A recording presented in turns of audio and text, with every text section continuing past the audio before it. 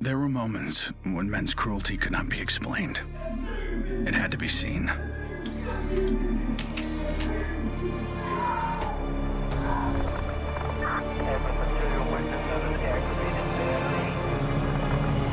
The perfect shot pierced our numbness, sent up a flare to save the next generation, and said, "This is where we've been. Don't follow." Then there was no one left to heed the warning. The only one left to save was yourself. My earliest memory is war. It was a conflict so complex that it could never be resolved.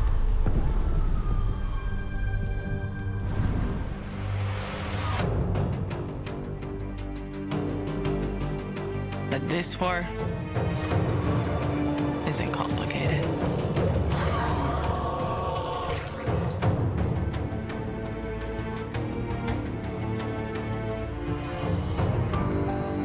Death is still heartbreak.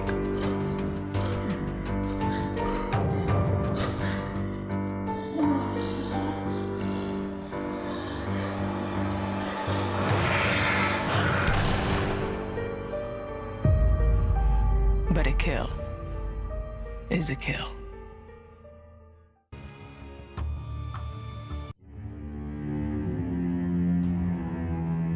Don't play in the dirt, Ethan. Stop fighting, Ethan. Be polite, Ethan.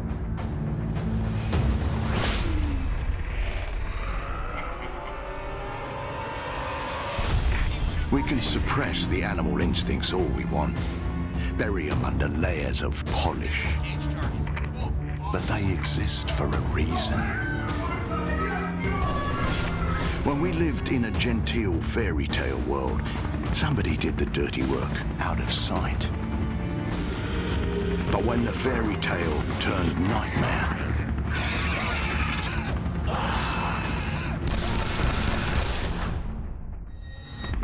those instincts were the only thing that kept us alive.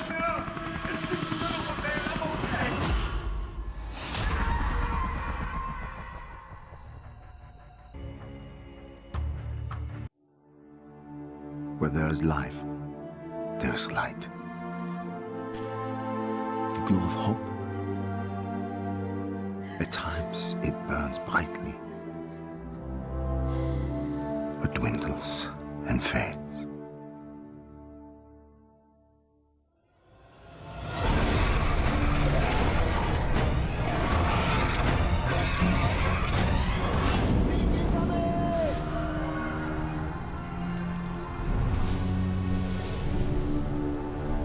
But once it is lit, we must never let it die.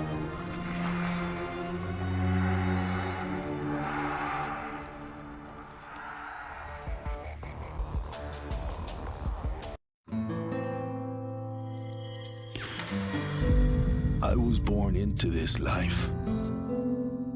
I suffered for it. And reaped the rewards. I could tell you that I didn't want it. That I tried to get out. Don't move, scumbag! But I got no reason to lie anymore.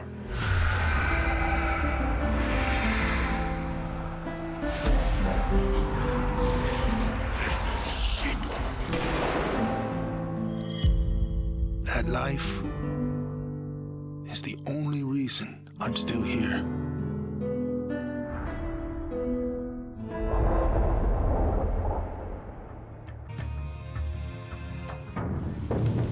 We're so small, really. Insignificant. In the grand scheme, one life means so little. You dedicate yourself to a principle. But in the end, it's out of your control.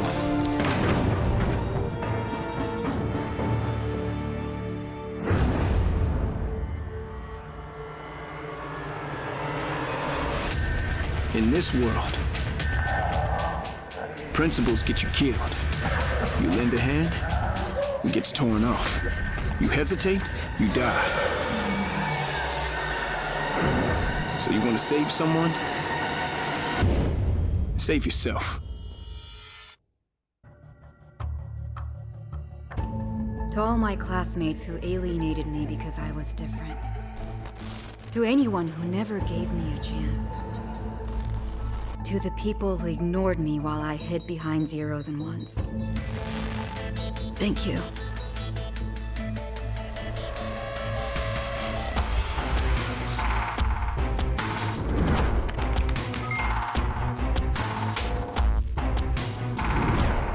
Without you, I would never have made it this far.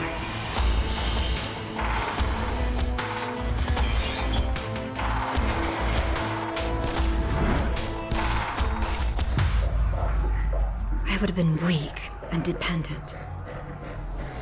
I would have ended up just like you.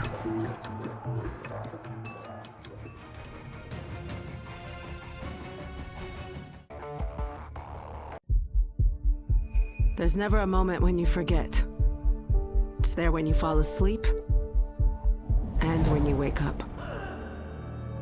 You keep going over the things you should have done. I should have stayed home that day. I should have held on.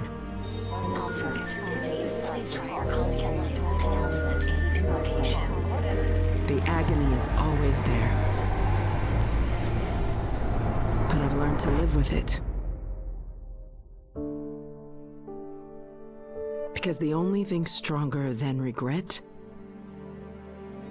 is hope.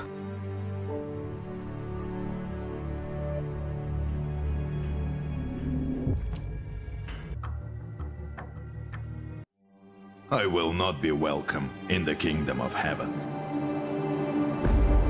That fate was never in the cards for a man like me.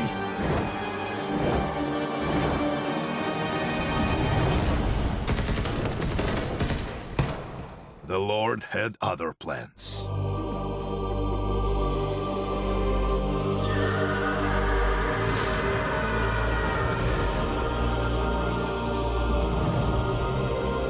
I have made my peace with God.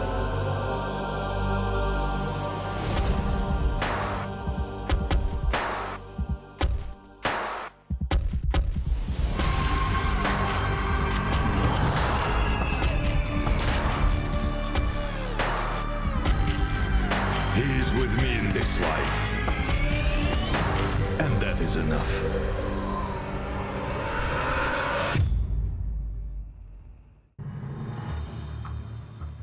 People don't believe something can happen until it does. They live in cheerful ignorance of the coming storm. I could see nothing else. When it finally arrived, I felt relief. At least now the danger had taken shape.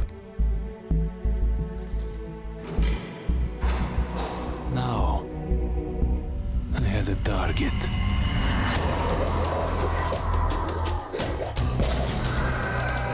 And I didn't have to fight alone.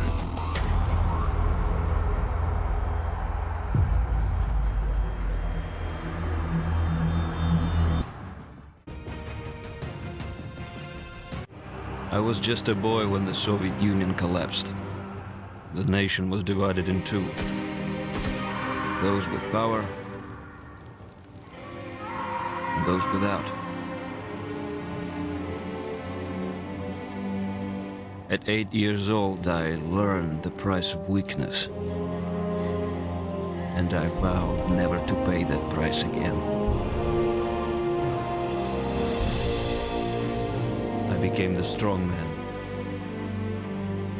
I gathered wealth, influence, and power. But nature is indifferent to the hierarchy of men. Once more, she burned my world to ashes, leaving only bitterness and the rage I would need to survive.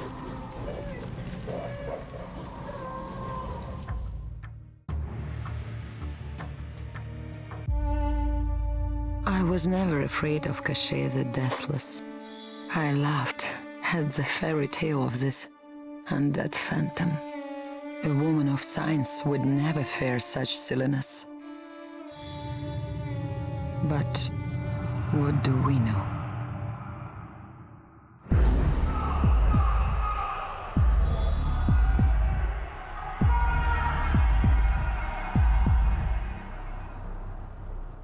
Science cannot explain what I've seen.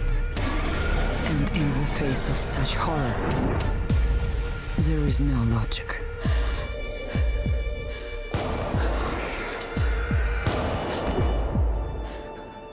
Only faith.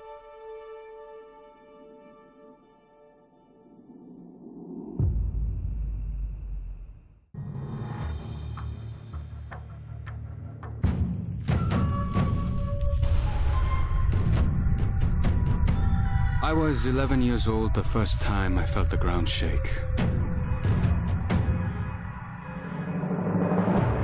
My instinct was to leave. But my grandparents wouldn't hear of it. This is our home, they told me. We don't leave. I came to live by that code. Earthquakes, tsunamis, typhoons, they're all part of life here. We accept them. We don't leave. When the evacuation was announced, I rejected it. This wasn't our way. Then I saw them. And I understood. This wasn't another disaster. This was a war.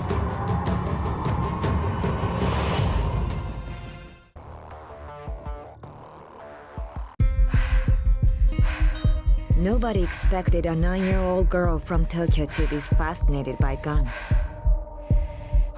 Nobody imagined a 22-year-old university senior would drop out and train for the biathlon. Nobody believed that the daughter of a salaryman could win Olympic gold. And nobody predicted that a necrotic plague would decimate our planet's population. But life is all about the unforeseen.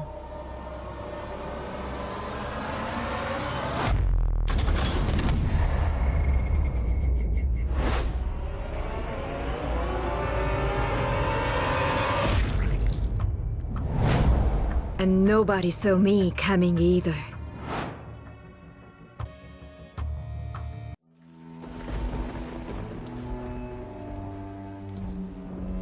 I always wanted to be a cop. Thought I could do some good. But the scum on the street kept destroying lives. While I was wrapped up in red tape.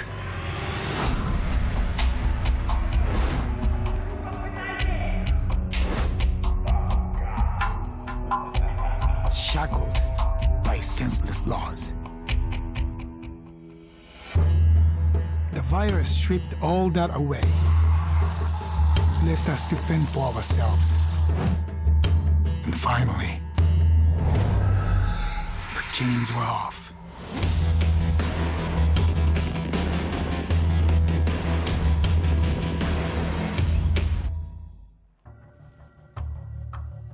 Growing up in Tokyo, you either became a salaryman or you were a waste. If you asked around, it's safe to say I was the latter. They said I lacked self-control, that I shamed my family. So my father sent me off to relatives in the States. Turns out, Americans care a lot more about earnings than honor. Which worked out fine. Until the Zeke showed up.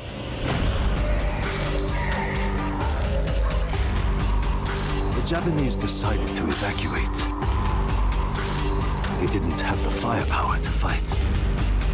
But I had special skills. So when everyone else was leaving, I went home.